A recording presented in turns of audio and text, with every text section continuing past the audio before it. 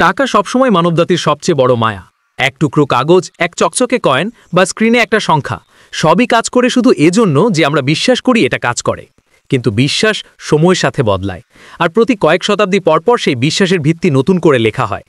আজ আমরা দাঁড়িয়ে আছি এমনই এক নতুন অধ্যায়ের মাঝখানে, ক্রিপ্টোকারেন্সির উত্থান। কিন্তু আমরা কোথায় আছি তা বুঝতে হলে আগে জানতে হবে আমরা কোথা থেকে এসেছি। হাজার হাজার বছর আগে মানুষ জিনিসের বিনিময়ে জিনিস দিত, সোনা দিয়ে লবণ, গম দিয়ে গরু, রেশম দিয়ে রূপা। কিন্তু এই বাণিজ্য সবসময় ন্যায্য ছিল না। সেখানে ছিল মধ্যস্বত্বভোগী, কর, পরিবহনের ঝুঁকি আর বিশ্বাসের সমস্যা। তখনই জন্ম নেয় টাকার মূল্যের প্রতীক হিসেবে। সরকার তৈরি করে কয়েন, পরে আছে কাগজের নোট। কিন্তু সেই ব্যবস্থারও ছিল এক বড় সমস্যা, নিয়ন্ত্রণ।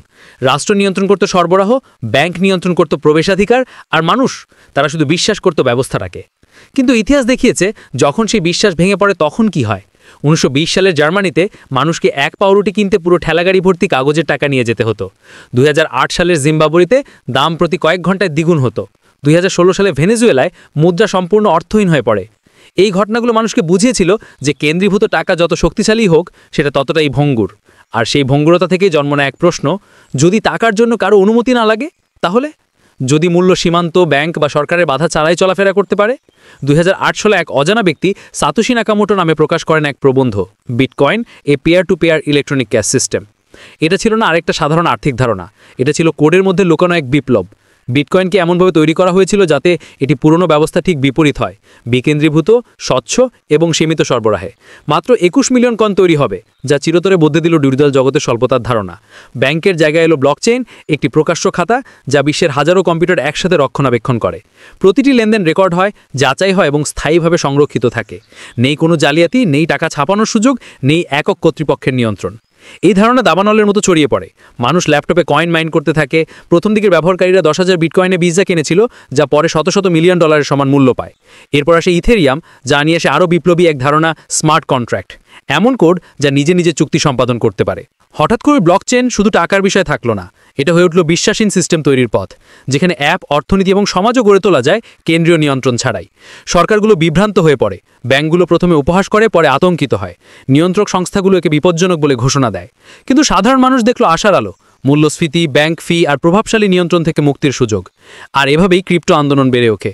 তৈরি হয় এক্সচেঞ্জ, যোগ দেয় লক্ষ লক্ষ মানুষ। কিন্তু প্রতিটি বিপ্লবের সাথে আসে বিশৃঙ্খলা, প্রতারণা বেড়ে যায়, দাম ওঠানামা করে, ভাগ্য রাতারাতি গড়ে ওঠে, আবার ধ্বংসও হয়। বিশ্বাসীদের মতোই ছিল সংশয়বাদীরাও, যারা একে বুদবুদ বলতো। তবু ধারণাটা মরেনি, কারণ সমস্ত বিশৃঙ্খলার নিচে ক্রিপ্টো ছিল কেবল ধনী হওয়ার গল্প নয়, এটি ছিল আর্থিক ক্ষমতার পুনর্লিখন। এটি নিয়ন্ত্রণ ফিরিয়ে দেয় ব্যক্তির হাতে, প্রতিষ্ঠানের নয়। প্রথমবারের মতো কেউ চাইলেই সেকেন্ডের মধ্যে লাখ লাখ টাকা পাঠাতে পারে পৃথিবীর এক প্রান্ত থেকে অন্য প্রান্তে, ব্যাংকের অনুমতি ছাড়াই, অফিস আওয়ার ছাড়াই, কাগজপত্র ছাড়াই। কেউ এমন সম্পদ রাখতে পারেন যা কেউ কেড়ে নিতে পারবে না। আপনি নিজেই হতে পারেন আপনার ব্যাংক। কিন্তু স্বাধীনতার সাথে আসে দায়িত্ব। প্রাইভেট কি হারালে হারাবে তোমার টাকা, প্রতারণার শিকার হলে কেউ সাহায্য করবে না। এখানে নেই কাস্টমার কেয়ার, নেই রিফান্ড, নেই পাসওয়ার্ড ভুলে গেছি। ব্লকচেইন সৎ, কিন্তু নির্মমভাবে সৎ। পৃথিবী বিতর্ক চালাতে থাকে, কিন্তু উদ্ভাবন থামে না। আসে এনএফটি, ডিজিটাল আর্ট, সঙ্গীত, সংগ্রহযোগ্য জিনিসের নতুন মূল্য ভাণ্ডার। আসে ডিফাই, যা ডিসেন্ট্রালাইজ ফাইন্যান্স দিয়ে ব্যাংক ছাড়াই ঋণ দেওয়া নেওয়া এবং সুদ উপার্জনের এক সম্পূর্ণ ইকোসিস্টেম তৈরি করে। এখন দেশগুলোও চেষ্টা করছে সিবিডিসি বা সেন্ট্রাল ব্যাংক ডিজিটাল কারেন্সি, সরকারি সমর্থিত ক্রিপ্টোর এক সংস্করণ যা আবার নিয়ন্ত্রণ ফিরিয়ে আনে। এই বিদ্রুপটাই গভীর, যে প্রতিষ্ঠানগুলো থেকে ক্রিপ্টো পালাতে চেয়েছিল তারাই এখন তার প্রযুক্তি ব্যবহার করছে। কিন্তু হয়তো এভাবেই বিপ্লব কাজ করে। তারা বিদ্রোহ হিসেবে শুরু হয় আর শেষ হয় ব্যবস্থায় রূপ নিয়ে, ঠিক যেমনটা ইন্টারনেট হয়েছিল একসময়। আজ কিছু দেশে বিটকয়েন বৈধ মুদ্রা, বড় বড় কোম্পানি তাদের হিসাবপত্রে ক্রিপ্টো রাখছে। দাম এখনও ওঠানামা করে, কিন্তু দিকটা স্পষ্ট। ডিজিটাল টাকা আর স্বপ্ন নয়, এটা এক বিবর্তনের ধাপ। কিন্তু এই গল্প কেবল তকনিকি বা অর্থনীতির নয়, এটি দর্শনেরও, বিশ্বাসের। শতাব্দী শতাব্দী ধরে মানুষ বিশ্বাস করেছে রাজা, ব্যাংক আর সরকারকে। এখন তারা বিশ্বাস করে অ্যালগোরিদম, গণিত আর কোডকে।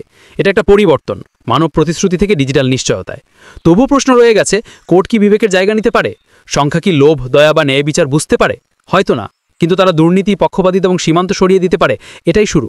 শেষ পর্যন্ত ক্রিপ্টোকারেন্সি শুধু এক কয়েন নয়, এটা একটা আয়না, যেখানে প্রতিফলিত হয় আমাদের নিয়ন্ত্রণের ভয় আর স্বাধীনতার তৃষ্ণা। এটা মানবজাতির সাম্প্রতিক প্রচেষ্টা মূল্য, ক্ষমতার বিশ্বাসকে সংজ্ঞায়িত করার এক জগতে যেখানে সবকিছু সংযুক্ত কিন্তু কিছুই নিরাপদ নয়। শ্বাস থেকে সোনা, কাগজ থেকে পিক্সেল, টাকা সবসময় এক এক গল্প। মূল্য বোঝার জন্য আমরা নিজেরাই যা তৈরি করেছি। আর এই অধ্যায়টা লেখা হচ্ছে কালি দিয়ে নয়, বরং কোড দিয়ে। তুমি ক্রিপ্টোতে বিশ্বাস করো বা না করো, একটাই সত্য, আর্থিক দুনিয়া আর কখনো আগের মতো থাকবে না। বিপ্লব আসছে না, এটা ইতিমধ্যে চলে এসেছে। নিঃশব্দে চলছে ডিজিটাল দুনিয়া তারের ভেতর, ব্লক বাই ব্লক।